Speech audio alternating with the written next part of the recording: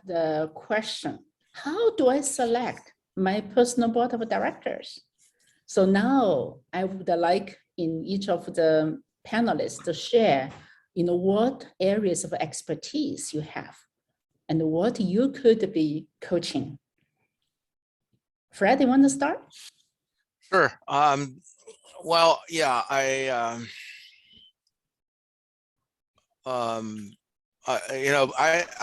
my background is just medical, pharmaceutical, biotech. I've been working in the medical practicing and also pharmaceutical, biotech, and medical device. But the business is a business.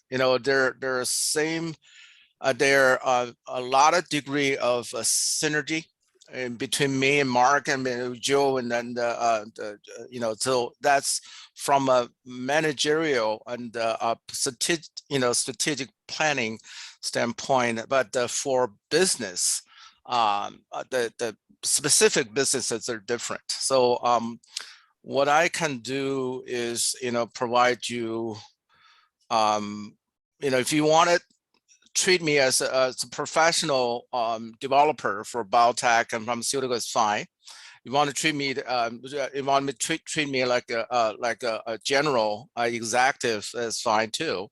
If you want to hear my point, what is my difficulties and what was my my successful stories and my failures, and so that's fine too. So I because I've been there long enough, so I have a lot of story and a lot of I would say useful cases for you, and no matter what kind of a profession you are. So we have the list of the topics and in our website, and but besides that, and feel free to reach out to me. Yeah, great. So Fred, we have many students from pharmaceutical industry, and also, as you mentioned, regardless what the industry, when you on the C-suite, you deal with people. You deal with what the decisions you're making. Yeah, you deal right? with the same thing, and you have to make money, right? You have to, just like Joe said, accelerating. You have to accelerating. You have to shorten the product life cycle.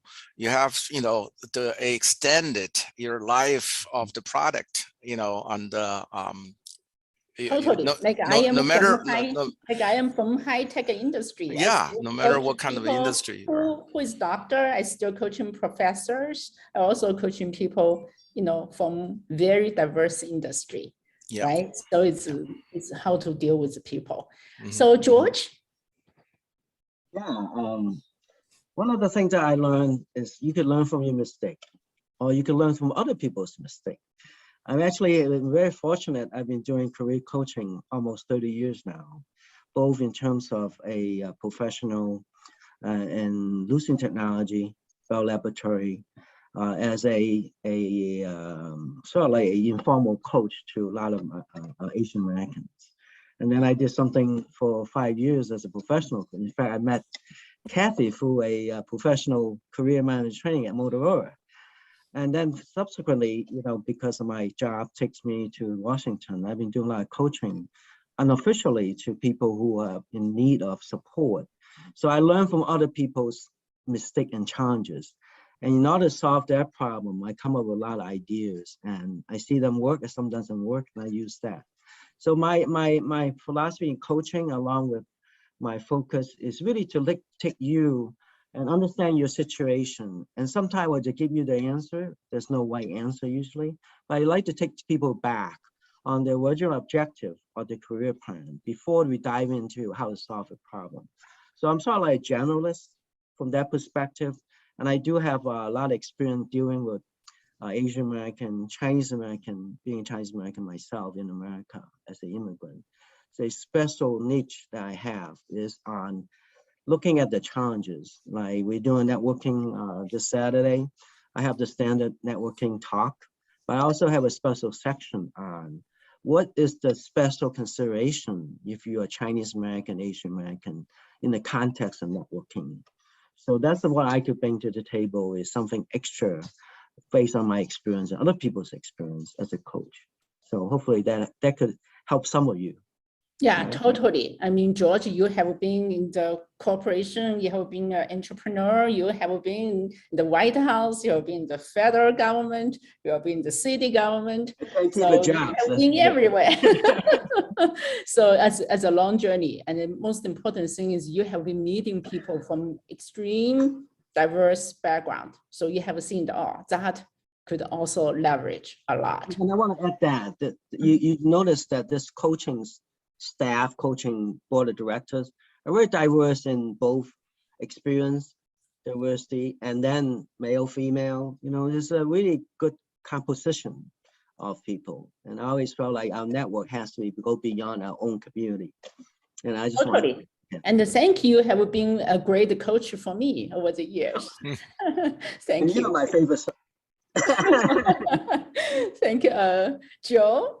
Yeah, so you have been coaching a lot of students around the world. Yeah, So, yeah, and right. And I think around the world is important. You know, I speak and work in about 5 different languages, and I have a uniquely intercultural perspective. I put myself in the students' shoes culturally, not just in terms of words and ideas, but how are they feeling? You know, so for example, I get some very shy students who hesitate. They don't know how authentic they can be versus how protected they need to be as a professional. Should I come out and show my charisma and style, or do I need to be reserved? So I work on something I call the core. Now, I'll admit this, probably about 8 months ago, I started working out again. And I really put a lot of emphasis on developing my core. And I like this metaphor to how we communicate, because communication skills run through everything. Everything. And you can run from it, but you can't hide. Sooner or later, where you are in your career is going to catch up with you for promotion, for whatever, building interpersonal relationships. So the core idea is based on 3 questions. What do you say? How do you say it? And when do you say it? Now, these are my anthropologist questions. The first one is the what of things, is, you know, what is your message, and what is it really, how is it crafted, and so on, the words you use. The second is how, your way of speaking, and whether it's concise and or not, and how much passion and feeling is in it, etc., charisma, whatever you want to put style to it. But the third thing, when, is very important. It has to do with when you say what and how you say it. So for example, depending on the situation, if I'm at a wedding, or if I'm at a one-on-one meeting at work, or at a funeral, the way I will talk and the crafting of that message, all of the what and the how depends on my purpose. So once you know your intention, I teach this a lot, understanding your intention, then that will force the strategy, how you talk. And the Greeks call this rhetoric. You choose the way you're going to present. So, but I'll come back to the core. At the core of the core is really learning flow, because if you're speaking with a lot of and and you're stopping and starting, or the worst is when someone asks you a question, you just look at them, right? And then, you know what most of my Chinese clients say? I said, "What are you doing?" And they said, "I'm thinking." Yeah. 我想一想啊，等一下，等一下. And I said, okay, all right. And I'm waiting. Here, it doesn't work. So I train and I push very hard to jump in. You have 3 seconds, 3-second rule, jump in. And then your mind will find the answer. You're not good at it first, but over time you get really good. So at the end of the day, my guys are confident. Any situation. That's what I do. And it's a skill. It's an art. George likes the word art a lot. This is the art of flow, the art of communication. Yes, art of something. Just all my articles are art of something. That's great. Thank you. It's